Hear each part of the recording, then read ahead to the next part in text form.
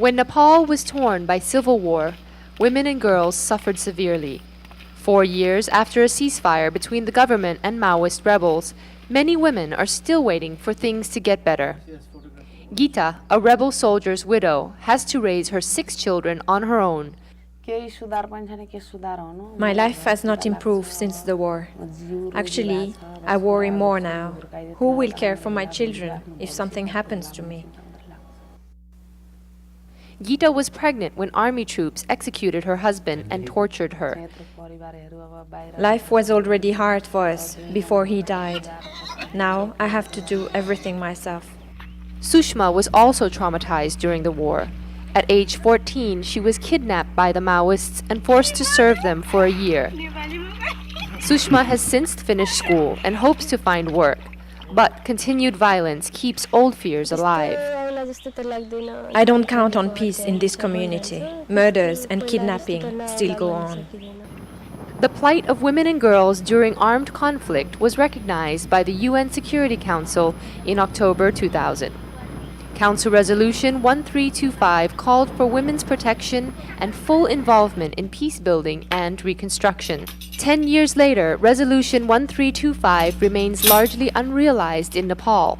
Political infighting has stalled the peace process. New laws against domestic violence and gender discrimination are not enforced.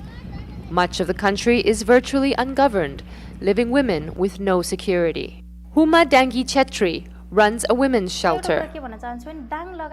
The peace accord gave us hope we'd finally have a lawful society, but it hasn't happened. Violence continues and the state doesn't stop it.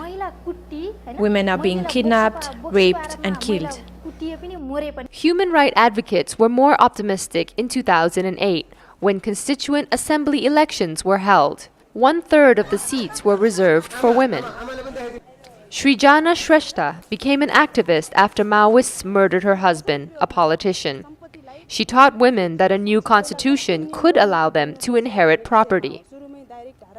Frustrated by the country's political impasse, Srijana now focuses on helping individual women attain their legal rights. I've given up my dreams, but I still have a vision that in 10 years we'll have a society that treats everyone equally. Sushma has advice for leaders trying to carry out the Security Council's recommendations. Victims from both sides should be compensated for the miseries they endured during the war, and they should be brought together for reconciliation.